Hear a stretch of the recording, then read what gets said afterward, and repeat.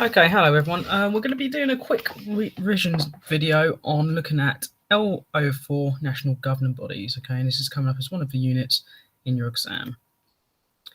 So first of all, starter activity. Who are the national governing bodies for the following sports? Swimming, hockey, netball, basketball, football, cricket and rugby.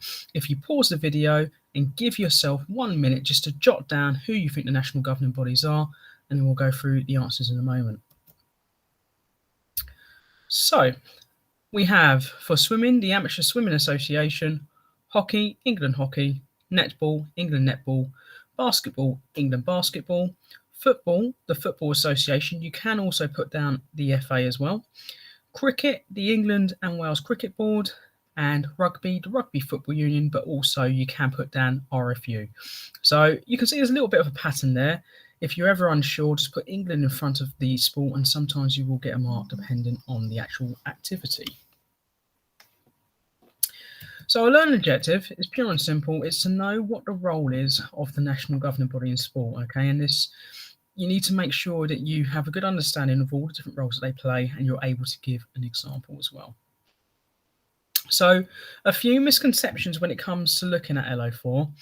Some students are putting down the sport as opposed to the actual national governing body. You need to know the actual names of the national governing bodies and their respective sports. We also have the incorrect name of the national governing bodies going down.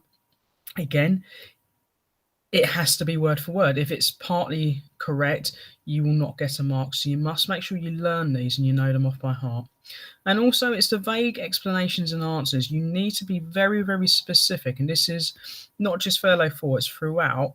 A lot of you are too vague with your answers. You have got to go into detail. You need to be specific to your points, otherwise you will not get the marks awarded. So with that in mind, what you're going to do now is you're going to pause this video and give yourself 3 minutes to answer the following question. So give 3 examples of how national governing bodies are involved in sports development. So 3 minutes now. If you pause the video, off you go. Try not to use your knowledge organisers if possible. So pink pen's out to self-assess. It's marks out of 3. In terms of our development strand for national governing bodies, we are looking at 3 specific points. One is elite training and development of the national performance squads; coaching awards or ongoing professional development for coaches, so training up the actual coaches to run the actual clubs within the sport; and also the training of officials to enforce those rules that the national governing bodies create and ensure that the actual teams and fixtures have someone to actually officiate the matches. So a quick recap now on what do national governing bodies actually do. Apologies for the spelling mistake up there. So national governing bodies, NGBs, are independent bodies that have a responsibility to govern and maintain their sport within a country. National governing bodies are responsible for promotion, development, infrastructure, support, funding, policies and initiatives. And we remember this with our little anagram: people didn't invent socks for pandas.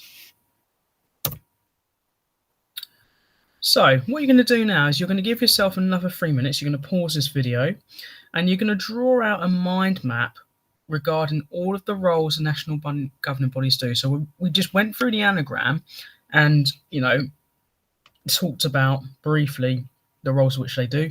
You're now going to go in, write a map out and see if you can add a few examples just under each of their roles about what they actually do. So pause this video now for 3 minutes.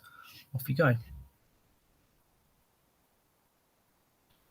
So, what our mind map should resemble is we have what the roles of national governing bodies are in the middle, and then we've got our 6 roles around the outside. So for support, we have technical advice such as equipment, playing areas, surfaces, clothing, etc. And also in terms of a contact handbook and support as well. So if someone wants to take part or take up a new sport, they know where the clubs are, what nights they train on. You can find all this information usually on the website. For development, as we mentioned with our recap question, it's ensuring that there's clear pathways and structured routes for the performers, coaches and officials. So we ensure that we have the training for the elite performers, such as academy centres in place, development centres, but also we have the coaching awards for coaches as well. Okay, so for example, the FA have the coaching badges, which you can work your way through from level 1 right the way up to level 3. And also the training of officials. So most national governing bodies will have specific refereeing courses you can attend to become a qualified referee. For example, the RFU has the Young Officials Award. In terms of infrastructure, we have 5 points, but obviously do your best to remember at least 3 of them. I know some of you will struggle to remember all 5. If you can, fantastic. So in terms of strict infrastructure, competitions and tournaments, and making sure we have a clear schedule of competitions for all the teams to attend, so they know exactly when their competition or fixtures are, and they know where they need to be. And they would also provide an official to make sure that fixture can go ahead. They write the rules, and they also write the disciplinary procedure, so it's crystal clear what the expectation is as a performer in terms of performing. But also, if you decide to breach some of the expectations, it's knowing what that disciplinary procedure is going to be. They have a national directive and vision, which they will portray through their coaches and officials. They provide guidelines, support, and insurance to members, and they assist with the facility development. In terms of funding, they will help lobby for funding. So, for example, from the government, they would distribute the funding that they receive. So, for example, the National Lottery supports a lot of community programs and sports, and national governing bodies will make sure that the funding is distributed amongst its clubs. They provide members with advice about funding as well. So, for example, you've got some sports which are not Olympic recognised sports, and therefore players will have to actually fund their own way if they're going to compete at certain levels. So it's making sure that they know where to sort out these, funding sources, and also how to go about and get some additional funding. So, for example, it could be sponsorship in terms of an individual athlete. In terms of policies and initiatives, the ones to remember are anti-doping policies, which ties into LO2 when thinking about performance-enhancing drugs.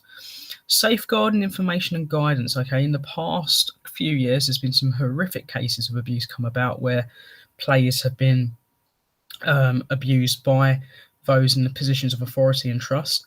So national governing bodies now will enforce safeguarding information and training for everyone involved in the sport, and that's often a unit which is covered off on a officials course or a coaching badges course, and also that has to be renewed yearly to make sure they're all up to speed with who to contact and what to do should they suspect a case of abuse.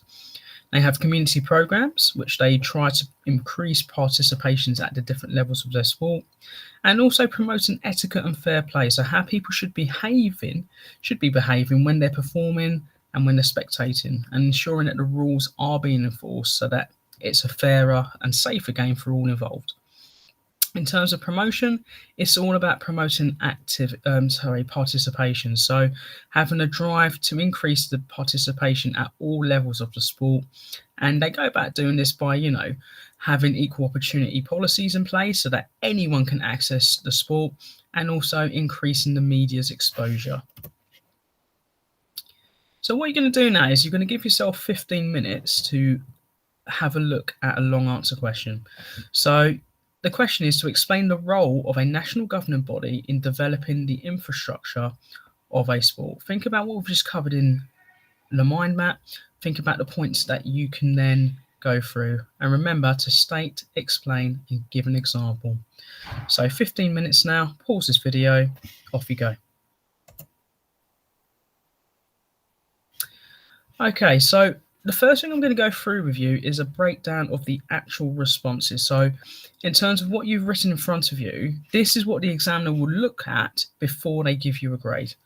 So for 0 marks, it's a nil response, or there's a response that's not worthy of credit, which I'm hoping none of you have. For mark band 1, which is 1 to 3 marks, you need to have simple descriptions of the different ways that a governing body can develop interest in the infrastructure. You don't necessarily explain the points you've made, so it may be looking like it's a bullet point answer as opposed to actually sentences and paragraphs. And some of the information as well may not necessarily be relevant to the actual question. There isn't really much of a structure in terms of the answers. There's error in the grammar, punctuation, and spelling, and it doesn't look like an essay, if you like. Okay, so if it looks like that, that will be 1 to 3 marks. In terms of mark band 2, which is 4 to 6 marks, you've got some valid points and there's an attempt at an explanation. However, it could be that they've not developed the explanation and therefore there's no examples given to reinforce those answers for every point made. It may be that there's 1 or 2 examples to back up maybe 1 point. Okay, the sentence are relevant. It looks like an essay. This got the structure of the paragraphs are there, and there's the odd error in grammar, punctuation, spelling. But as a whole, it looks like an essay. You have clear paragraphs. It's just in terms of the content, not all the points may be valid, but there is an attempt at an explanation. And again, there may be some examples, but not one for every single point. In terms of mark band 3, it's 7 to 8 marks, and the points are very well developed. You can clearly see that there's paragraphs there. You will have up to several points to help explain the answers, all with an explanation, all with an example which has also been explained and will reinforce the point that's initially made. There's key terminology used, our tier 3 vocab, and there's very few, if any, errors in spelling, punctuation, and grammar. So in terms of the actual content, what we should have down are of the following. So the first point is they can talk about developing competition structures and tournaments. Second is providing a national directive and vision. 3, providing guidelines, supports, and assurance to members. 4, assisting with facility development. 5, funds development for infrastructure such as new facilities. 6, create a framework of policies to govern the sport. 7, responsible for rulemaking and disciplinary procedures. 8, provide framework for coach education and their sport. And 9, provide a framework for training of officials. Now, each of these points should have an explanation as to what they are and also a relevant examples. And obviously, based on what you see within the answer, will determine, back from the previous slide, what mark band you should be in. Okay, so pause the video. You might have to rewind it occasionally so you can have both the slides up on the screen, but give yourself a mark out of 8. So there we have it. We have covered LO4, looking at the roles of national governing bodies in sport. Hopefully now you have a better understanding of what they do and the different roles included. Please make sure you go over this learning objective. This is one of the objectives that is harder within our exam unit, and often it's the one where students do struggle to get the full marks across, okay? So please make sure you revise this multiple times. Remember, on Google Classroom, you have the revision section, which will have the lesson contents that we've covered for LO4, as well as some practice papers and other revision material. Thank you very much.